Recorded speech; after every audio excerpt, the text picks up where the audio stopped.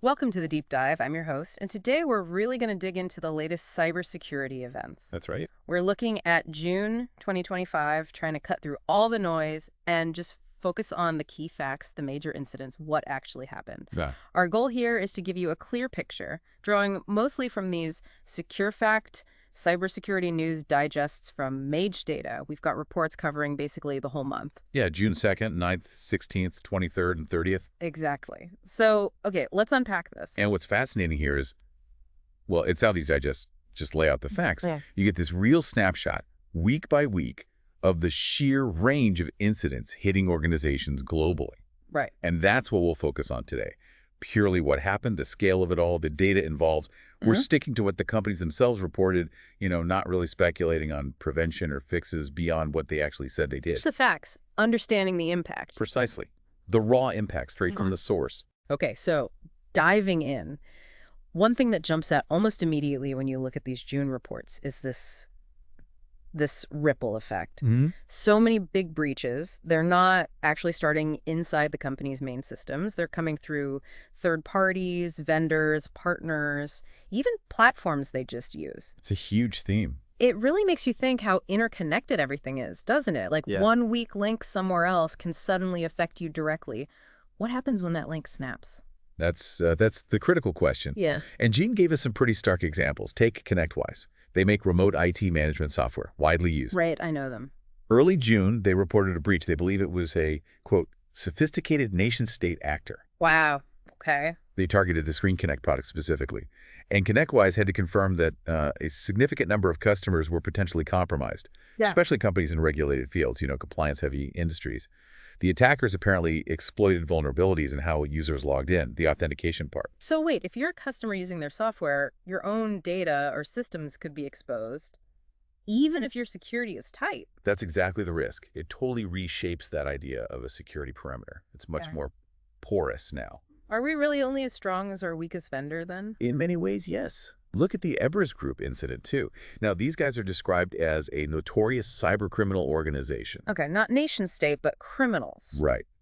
And they went after vulnerabilities in SAP's human resources software, apparently targeting older versions or cloud setups that weren't configured correctly. SAP, that's huge in the corporate world. Massive. They managed to get unauthorized access into internal networks and stole really sensitive HR data, personal info, salary records, even employee bank details. Oh, man. And then, the classic move. They tried to extort the companies, threatening to leak the data publicly if they didn't pay. Experts call the campaign highly coordinated, even suggesting maybe potential insider knowledge of how SAP systems work. That's terrifying for any big company. And it's not just complex enterprise software like SAP, is it? Even everyday tools. No, absolutely not. Take the LexisNexis breach. They're a major data broker, right? Uh-huh.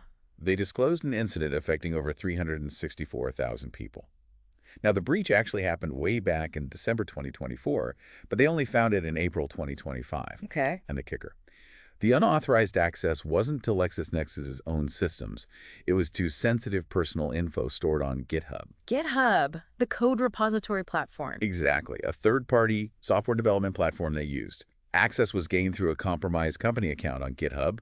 Data exposed included names, contacts, social security numbers, driver's licenses, birth dates, the works. Wow. But crucially, LexisNexis was clear. Their internal networks were not touched. The weak point was entirely external. So their own walls held, but a service they relied on was the way in. That pattern just keeps showing up, even in banking. Yep, even banking.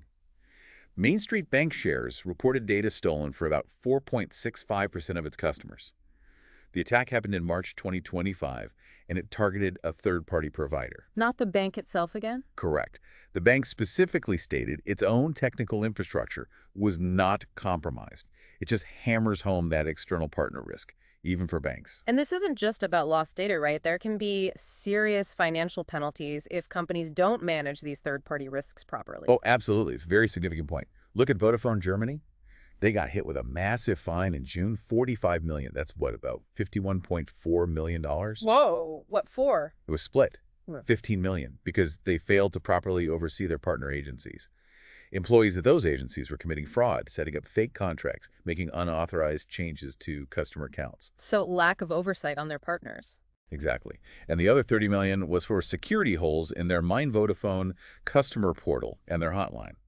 These allowed attackers to get access to customer eSIM profiles. The German Data Protection Authority explicitly called out inadequate oversight of third-party vendors and weak identity verification, a direct multi-million-euro hit for not managing third-party risk. Okay, so third-party risk is clearly a huge thread running through all of this. But let's zoom out a bit. When you look across different industries, here's where it gets really interesting, I think. How are these sectors actually experiencing these attacks? Because the methods might overlap, but what's at stake? The kind of data that must vary wildly, retail versus healthcare versus government. It really does vary. Let's start with retail and e-commerce. We saw Victoria's Secret had to temporarily shut down their e-commerce site back in May due to a security incident.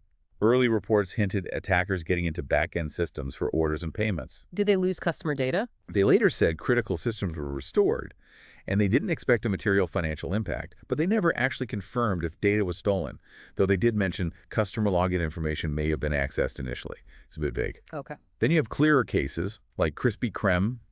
Ransomware attack back in November 2024, but details came out affecting over 160,000 people. The Play ransomware gang took credit. What kind of data? Social security numbers, financial account details, driver's licenses, even health data. From a donut company. Wow. Yeah. And Ahold Delhaize, they own Food Lion, Stop and Shop, Giant Food, Hannaford, big grocery conglomerate. Right. Also hit by ransomware in November 2024. This would have affected over 2.2 million people. INC Ransom claimed responsibility. They stole personal, financial, health, and employment info from U.S. systems, names, contacts, SSNs, licenses, bank accounts, medical records. It's striking how consistently retail breaches target that core PII for identity theft. So buying groceries or donuts, and bam, your most sensitive info could be out there. Makes you think. What about healthcare? That's always seemed like a prime target. It absolutely is. The data is incredibly valuable.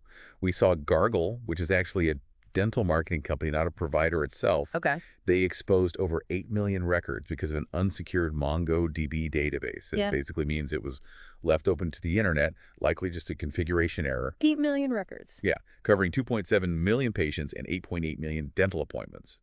Exposed stuff like names, birth dates, emails, addresses, phones, gender, billing details, appointment info. Pretty comprehensive. Just left open. Correct. And then you have the really unfortunate cases like McLaren Health Care. They reported another ransomware attack, this one from July 2024, hitting about 743,000 patients, again attributed to the INC ransomware group. Wait, another one? Yes. This was their second major breach recently. They had one in July 2023 that affected 2.2 million people. It just shows how persistent attackers are against healthcare and maybe, recurring vulnerabilities. That's astonishing. Being hit twice like that.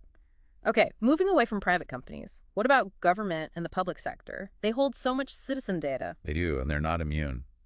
The Texas Department of Transportation, TXDOT, had a breach May 12th.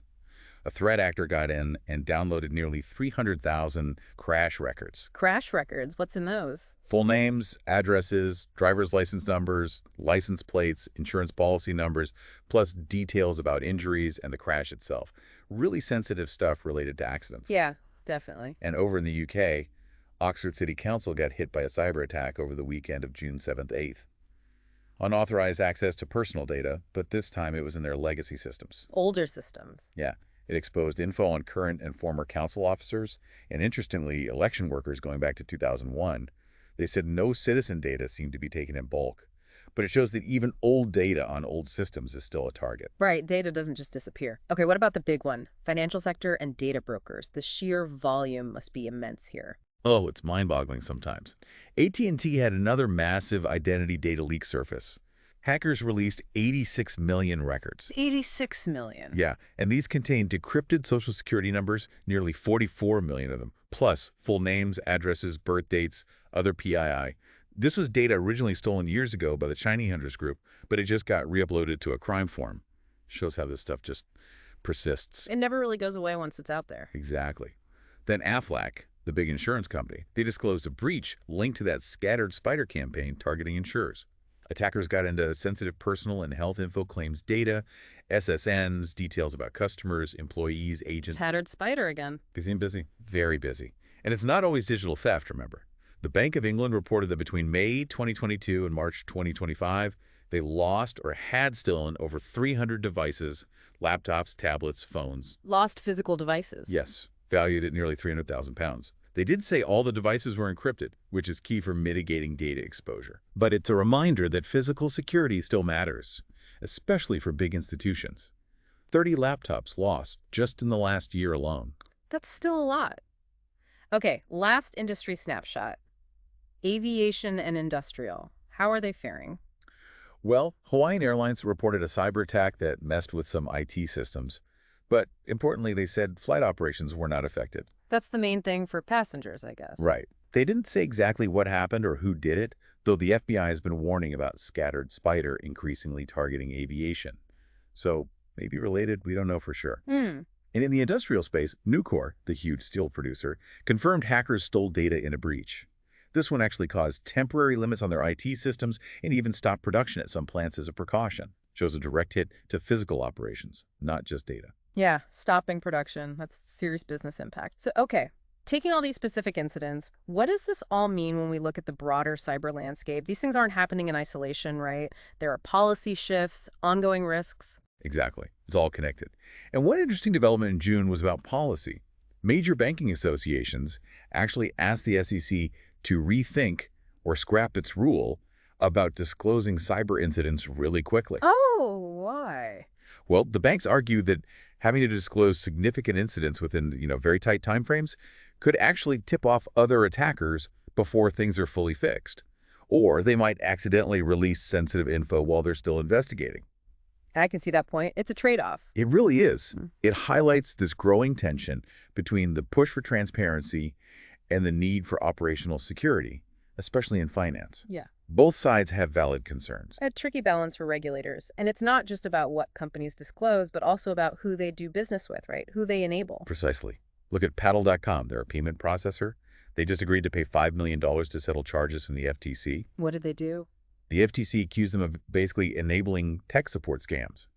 Those fake virus alerts trying to sell you useless software. Paddle apparently processed over $49 million in payments for these scams, even though they got loads of complaints and chargebacks. The FTC said Paddle failed to properly screen and monitor its clients. So the payment processor gets held responsible. Yeah, it underscores that responsibility. They're a critical link. They can either help stop fraud or, well, facilitate it if they're not careful. And speaking of critical links, underlying all these specific breaches, there's this constant threat from just old leaked data, isn't there? Passwords especially. Oh, it's an enormous problem, just huge. In June, researchers uncovered this massive database with over 16 billion leaked passwords. 16 billion. Billion, with a B. From countless past breaches over the years, login details from Google, Facebook, Apple, GitHub, you name it. Yeah. Gathered through phishing, malware, everything. So what's the risk with that? The big risk is credential stuffing. Yeah. Attackers take these huge lists of usernames and passwords from old breaches and just try them everywhere else. Because so many people reuse passwords across different sites. If they find a match, bam, they're into your account. It enables widespread account takeovers. It's this giant, constantly circulating pool of keys, basically, always being tested against doors. That's sobering. So, looking back at just 1 month, June 2025, the sheer breadth and scale is kind of staggering, isn't it? It really is. Major companies, banks, hospitals, government agencies, nobody seems safe. And those common threads keep popping up: third-party risk, weak login security, and ransomware just keeps hitting hard, affecting operations, not just data. It really paints a picture of a landscape that's just constantly shifting under our feet. And this raises an important question, I think, for all of us. Yeah. Considering this sheer volume, this variety of incidents, compromised vendors, billions of leaked passwords, our most sensitive health and financial data being targeted, it really shows the scale of information that's exposed now and how broadly the impact hits everything from shopping to Medicare. It just makes you wonder, in this hyper-connected world, how much control do we or can we realistically maintain over our own digital footprints anymore?